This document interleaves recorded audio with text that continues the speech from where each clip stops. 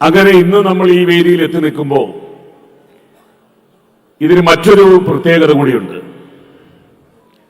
ഇവിടെ മുമ്പ് പലരും സൂചിപ്പിച്ച പോലെ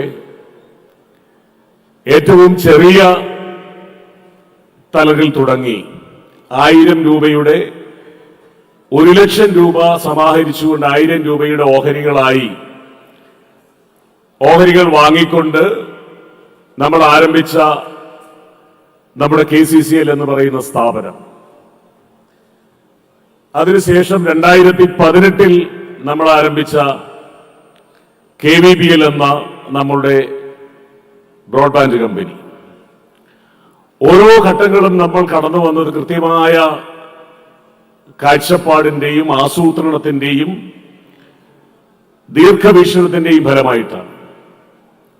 ആ ചരിത്രം സൂചിപ്പിക്കുമ്പോൾ കേരളത്തിൽ കേബിൾ TV എന്ന വ്യവസായം ആരംഭിക്കുന്നത് 1990കളിലാണ്.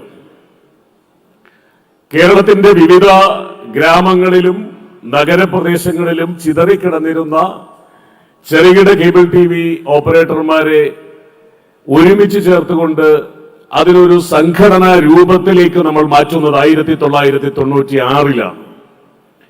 കേബിൾ TV ഓപ്പറേറ്റേഴ്സ് അസോസിയേഷൻ എന്ന സംഘടന രൂപീകരിക്കുന്നത്. അതിനുശേഷം ഞാൻ നേരത്തെ സൂചിപ്പിച്ച പോലെ കോർപ്പറേറ്റ് ശക്തികളോടും അന്നത്തെ വലിയ കുത്തക കമ്പനികളോടും അതോടൊപ്പം KSEB അടക്കമുള്ള സർക്കാർ സംവിധാനങ്ങളോടുമൊക്കെ വിവിധ വിഷയങ്ങളിൽ മുഖാമുഖം നിന്നുകൊണ്ടും മത്സരിച്ചുകൊണ്ടും പൊരുതിക്കൊണ്ടുമാണ് നാം മുമ്പോട്ട് പോയത്. ആധുനിക ടെക്നോളജി അനിവാര്യതയാണ് എന്ന് തോന്നുന്ന സമയത്താണ് 2017 ഡിജിറ്റൽ യുഗത്തിലേക്ക് കേബിൾ TV മാറുന്ന സാഹചര്യത്തെ മുന്നിൽ കണ്ടുകൊണ്ട് കേരള കമ്മ്യൂണിക്കേറ്റേഴ്സ് കേബിൾ ലിമിറ്റഡ് എന്ന് പറയുന്ന ഒരു കമ്പനിക്ക് നാം രൂപം കൊടുക്കുന്നത്. പിന്നീട് ആ കമ്പനിയുടെ നാൾ വഴിയുള്ള ചരിത്രമെല്ലാം നിങ്ങൾക്ക് സുപരിചിതമാണ്. ആ യാത്രയുടെ വഴിയിൽ വെച്ചാണ് ഇനിയും കേബിൾ TV എങ്ങോട്ട് മാറുന്നു എന്നുള്ള ഒരു കാഴ്ചപ്പാട് നമുക്കുണ്ടായത്.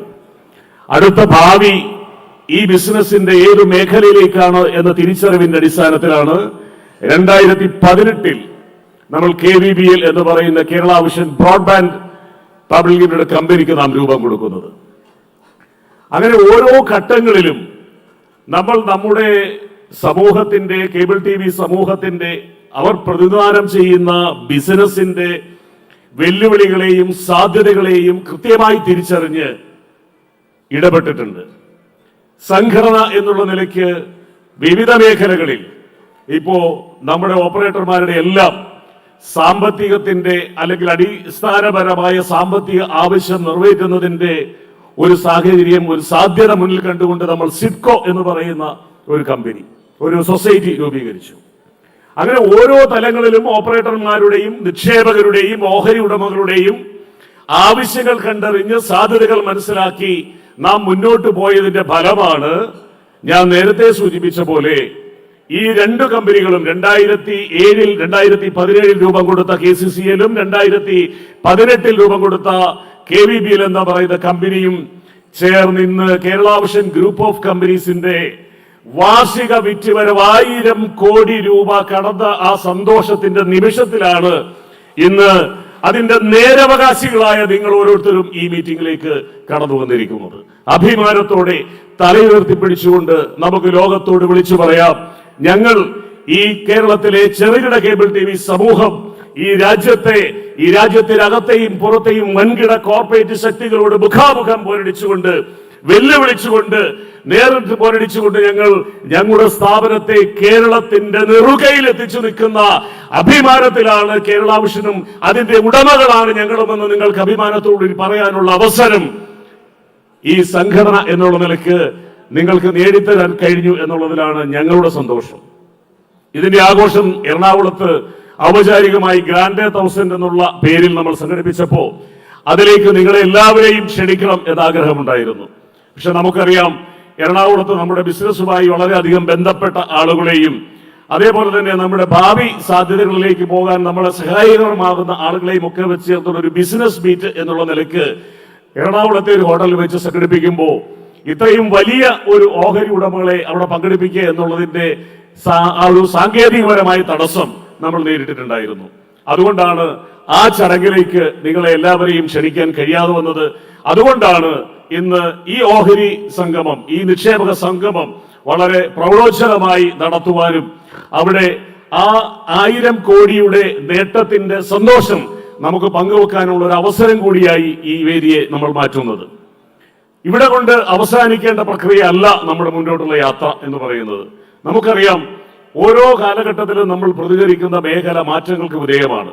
മറ്റേത് മേഖലയെക്കാളും അനുദിനം മാറ്റങ്ങൾ സംഭവിച്ചുകൊണ്ടിരിക്കുന്നു. അതിലേറ്റവും വലിയ മാറ്റങ്ങൾ സംഭവിക്കുന്നത് പുതിയ ഒരു തലമുറയുടെ കാഴ്ചപ്പാടാണ്. നമ്മൾ കണ്ടുവന്ന ഒരു തലമുറയല്ല ഇപ്പോ നമ്മുടെ മുമ്പിലുള്ളത്. സാങ്കേതിക വിദ്യ അതിവേഗം മാറുകയാണ്, ഓരോ നിമിഷവും മാറിക്കൊണ്ടിരിക്കുകയാണ്. അത് ഏറ്റവും അധികം ബാധിക്കുന്നത് ഞാനും നിങ്ങളും പ്രതിദാനം ചെയ്യുന്ന കേബിൾ ടി വി മേഖലയെയും ബ്രോഡ്ബാൻഡ് മേഖലയുമാണ്. ഇപ്പൊ കേബിൾ ടി വിയെ സംബന്ധിച്ച് നമ്മൾ പറയുമ്പോൾ കേബിൾ ടി വിയുടെ പ്രേക്ഷകരുടെ എണ്ണം കുറയുന്നു എന്നുള്ളൊരു സത്യമാണ്. പക്ഷെ ആ ഒരു സത്യം നമ്മുടെ മുമ്പിൽ ഉള്ളപ്പോഴും കേരള വിഷന്റെ കണക്ടിവിറ്റിയിൽ എണ്ണം കുറയാത്തത് കേരള വിഷൻ എന്ന് പറയുന്ന കമ്പനിയോട് കേരളത്തിൽ പ്രവർത്തിക്കുന്ന മറ്റ് MSOകളിലെ ഓപ്പറേറ്റർമാരുടെ താല്പര്യവും അവർ നമ്മളിലേക്ക് കൂടുതലായി കടന്നു വരുന്നതുമാണ് ഒരു പ്രധാനപ്പെട്ട കാരണം. ഇന്ത്യയിൽ കണക്ഷനുകൾ കുറയാത്ത, കേബിൾ ടി വി വരിക്കാരുടെ എണ്ണം കുറയാത്ത ഒരേ ഒരു കമ്പനി ഉണ്ടെങ്കിൽ അത് KCCL മാത്രമാണ്. മറ്റെല്ലാ MSOകൾക്കും അനുദിനം അതിന്റെ കണക്ടിവിറ്റിയുടെ എണ്ണം കുറഞ്ഞുകൊണ്ടിരിക്കുകയാണ്. അത് പ്രേക്ഷകരുടെ എണ്ണം, പ്രേക്ഷകർ കേബിൾ കാണുന്നില്ല, അല്ലെങ്കിൽ കണ്ടന്റ് കാണുന്നില്ല, ചാനലുകൾ കാണുന്നില്ല എന്നല്ല അതിന്റെ അർത്ഥം. പ്രേക്ഷകർ അത് കാണാൻ മറ്റു മാർഗങ്ങൾ തേടിപ്പോകുന്നു എന്നുള്ളതാണ്. മൊബൈലിന്റെ കടന്നുവരവ്, ഏറ്റവും ആധുനികമായ മൊബൈൽ ഫോണുകൾ ഇല്ലാത്ത ഒരാൾ പോലും ഇന്ന് ഈ രാജ്യത്ത് ഉണ്ടാവില്ല. പുതുതലമുറ തീർച്ചയായും അതിന്റെ അഡിക്റ്റായി മാറിക്കഴിഞ്ഞു. ഫേസ്ബുക്ക് പോലെ, വാട്സപ്പ് പോലെ, ഇൻസ്റ്റാ പോലെയുള്ള പുതിയ പുതിയ സംവിധാനങ്ങൾ കടന്നു വരുമ്പോൾ പ്രേക്ഷകരുടെ കാഴ്ചപ്പാടും കാണുന്നതിന്റെ മാനദണ്ഡവും മാറുന്നു. സ്വാഭാവികമായും ഇതൊക്കെ ബാധിക്കുന്നത് കേബിൾ ടി വി മേഖലയാണ് എന്നുള്ളത് നമ്മൾ മറന്നുകൂടാ.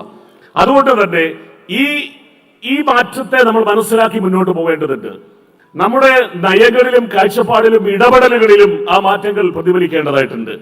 ഇത് മനസ്സിലാക്കിക്കൊണ്ടാണ് ബ്രോഡ്ബാൻഡിലേക്ക് നാം കടന്നു വന്നത്. 2018 നമ്മൾ ബ്രോഡ്ബാൻഡിലേക്ക് കടന്നു വരുമ്പോൾ ഈ പറയുന്ന വെല്ലുവിളികൾ നമ്മുടെ മുമ്പിലില്ലായിരുന്നു. കോവിഡിന്റെ അനുകൂലമായ ഒരു സാഹചര്യം നമ്മുടെ മുമ്പിൽ ഉണ്ടായിരുന്നു. ഈ സാഹചര്യങ്ങളെല്ലാം മുതലെടുത്തുകൊണ്ടാണ്, അല്ലെങ്കിൽ ഉപയോഗിച്ചുകൊണ്ടാണ് ഈ ചുരുങ്ങിയ കാലത്തിനുള്ളിൽ 13 ലക്ഷത്തോളം ബ്രോഡ്ബാൻഡ് വരിക്കാരെ സമ്പാദിപ്പിക്കാൻ നമുക്ക് കഴിഞ്ഞത്. ഇപ്പോ കേരളത്തെ സംബന്ധിച്ച് പറയുമ്പോൾ ഏതാണ്ട് 43 ലക്ഷത്തോളം ആളുകൾ ഇന്ന് കേരള വിഷന്റെ ഉപഭോക്താക്കളാണ്, സേവനദാതാക്കളാണ്. അത്രയും ആളുകളിലേക്ക് ഈ സേവനം എത്തിക്കുന്ന ഒരു വലിയ സമൂഹമാണ് നിങ്ങൾ, അല്ലെ നമ്മൾ. പക്ഷേ അവിടെ നാം ചോദിക്കേണ്ട ഉത്തരമുണ്ട്.